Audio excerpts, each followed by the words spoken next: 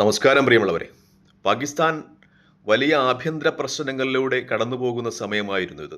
പ്രത്യേകിച്ചും നാം പത്രമാധ്യമങ്ങളിലൊക്കെ വായിച്ചറിഞ്ഞതുപോലെ ബലൂചിസ്ഥാനിൽ വലിയ ജനകീയ പ്രക്ഷോഭമാണ് നടക്കുന്നത്. ബലൂചിസ്ഥാൻ ഒരു സ്വതന്ത്ര രാജ്യം ആകണമെന്ന് ബലൂചിസ്ഥാനിലെ ജനങ്ങൾ ആഗ്രഹിക്കുന്നു. അവർ തെരുവിലിറങ്ങുന്നു. വലിയ പ്രക്ഷോഭങ്ങൾ ബലൂചിസ്ഥാനിൽ നടക്കുന്നു എന്നത് വലിയ വാസ്തവമാണ്. മാത്രമല്ല പാകിസ്ഥാന്റെ സാമ്പത്തിക അവസ്ഥയും വളരെ മോശമാണ്.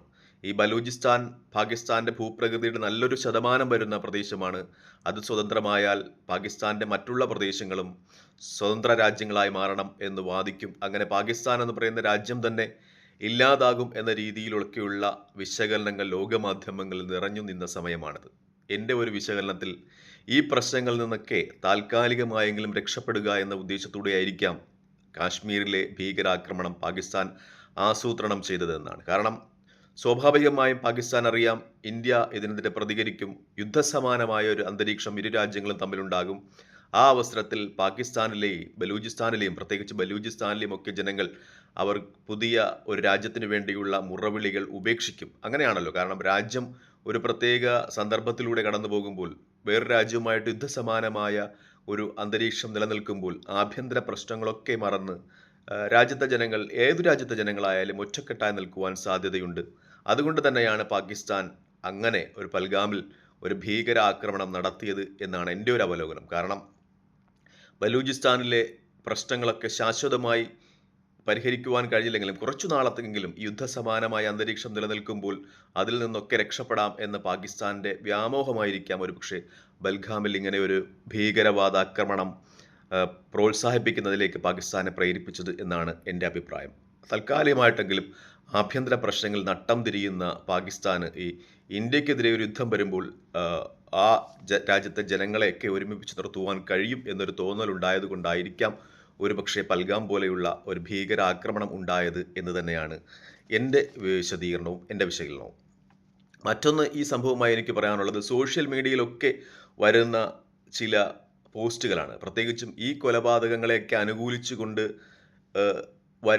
അനുകൂലിച്ചുകൊണ്ട് ഇടുന്നതായി കാണുന്ന ചില കമൻറ്റുകൾ. പ്രത്യേകിച്ചും സനൂപ് എന്ന പേരിൽ വിദേശത്ത് നിന്ന് ഒരു വ്യക്തി ഇടുന്നതായി കുറച്ച് കമൻറ്റുകളൊക്കെ പ്രത്യേകിച്ചും ഈ ആരതി രാമചന്ദ്രൻ എന്ന് പറയുന്ന കാശ്മീരിൽ കൊല ചെയ്യപ്പെട്ട വ്യക്തിയുടെ മകളുമായിട്ട് ഒരു ചാനൽ നടത്തിയ അഭിമുഖത്തിൻ്റെ അടിയിൽ ആ യൂട്യൂബ് ചാനലിൻ്റെ അടിയിൽ വന്ന് സനൂപ് എന്ന് പറയുന്ന ഒരു വ്യക്തി കൊടുത്ത ചില കമൻറ്റുകളാണ്. അതായത് ഈ കൊലപാതകളെ ഭീകരവാദികളെ അനുകൂലിച്ചുകൊണ്ട് എന്ന് പറയുന്ന ചില കമൻറ്റുകളാണ്. ആ കമൻറ്റുകൾ ഒരു വിധത്തിലും ന്യായീകരിക്കുവാൻ പറ്റുന്നതല്ല എന്നാണ് ഏറ്റവും വലിയ വാസ്തവം. കാരണം രാജ്യത്ത് പ്രശ്നങ്ങളുണ്ടാകുമ്പോൾ ജനങ്ങളൊക്കെയും ഒരുമിച്ച് നിൽക്കേണ്ടതാണ്.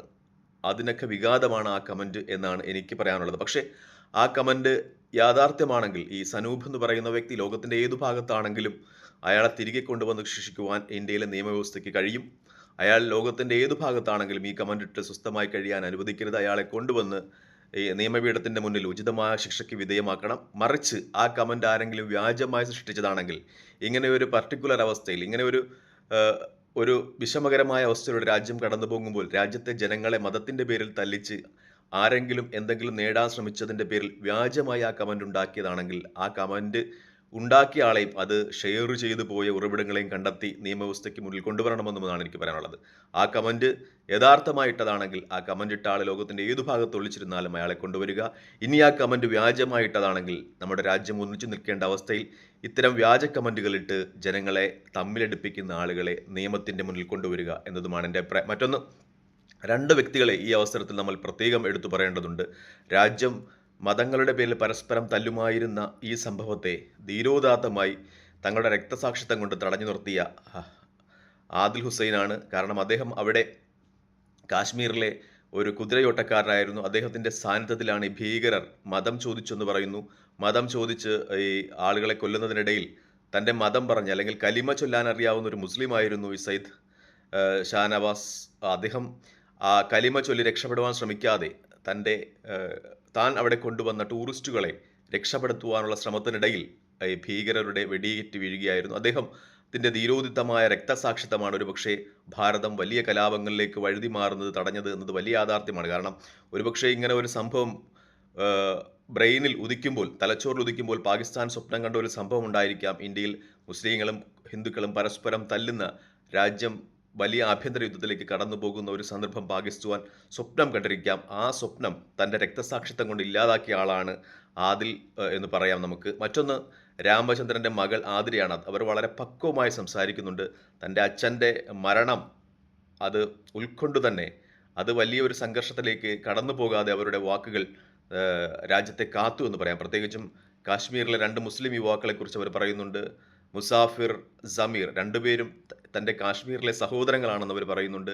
അവർ ഈ വല്ലാതെ പ്രതികൂല അവസ്ഥയിൽ അകപ്പെട്ടു പോയ തൻ്റെ അച്ഛൻ്റെ മരണം കൊണ്ട് ആകെ തകർന്നു പോയ തനിക്ക് കാശ്മീരിൽ അവർ എല്ലാ സഹായങ്ങളും നൽകി ഒപ്പം നിന്ന് സഹോദരങ്ങളെപ്പോലെ ഒപ്പം നിന്ന് ഈ മോർച്ചറിയിലും പോസ്റ്റ്മോർട്ടം സമയത്തുമൊക്കെ ഒപ്പം നിന്ന് അവർ സഹായിച്ചു എന്ന് പറയുന്നു എന്നതും ഏറ്റവും വലിയ യാഥാർത്ഥ്യമാണ്. ഇങ്ങനെയുള്ള ആളുകളാണ് നമ്മുടെ രാജ്യത്തിൻ്റെ മതേതര പാരമ്പര്യം കാത്തുസൂക്ഷിക്കുന്നത് എന്നാണ് ഏറ്റവും വലിയ യാഥാർത്ഥ്യം. മറ്റൊന്നുകൂടി ഞാൻ പറഞ്ഞുകൊള്ളട്ടെ, ചില മാധ്യമങ്ങളൊക്കെ പ്രസിദ്ധീകരിക്കുന്ന ഒരു കാര്യമുണ്ട്. പ്രത്യേകിച്ചും ഇന്ത്യ എന്ന് പറയുന്ന ന്യൂസ് നെറ്റ്വർക്കിലൊക്കെ കാണുന്നതായിട്ട് ചില മാധ്യമങ്ങളും ചില ഓൺലൈൻ മാധ്യമങ്ങളും പറയുന്നുണ്ട്. അതായത് അവിടെ കൊല ചെയ്യപ്പെട്ടത് ഹിന്ദുക്കൾ മാത്രമല്ല മുസ്ലിങ്ങളും കൂടിയാണ് എന്ന രീതിയിൽ വാർത്തകൾ വരുന്നു. കൊല ചെയ്യപ്പെട്ടതിൽ അധികവും മുസ്ലിങ്ങളാണ് എന്ന വാർത്ത വരികയാണ്. അതായത് മതം പറഞ്ഞ് അവിടെ കൊന്നിട്ടുണ്ടോ എന്ന വലിയ ചോദ്യവും ചില മാധ്യമങ്ങളൊക്കെ ഉയർത്തുകയാണ്. എന്തായാലും സത്യം പുറത്തു കൊണ്ടുവരുവാൻ ഇന്ത്യയിലെ ദേശീയ മാധ്യമങ്ങൾക്ക് കഴിയട്ടെ എന്ന് പ്രാർത്ഥിക്കുന്നു. ഇതിനു പിന്നിൽ ശ്രമിച്ച ഗൂഢശക്തികളെ പുറത്തു കൊണ്ടുവരുവാൻ കഴിയട്ടെ എന്ന് ആത്മാർത്ഥമായി പ്രാർത്ഥിച്ചുകൊണ്ട് തൽക്കാലം ഈ വീഡിയോ ഇവിടെ വാങ്ങുന്നു. ജയ് ഹിന്ദ്.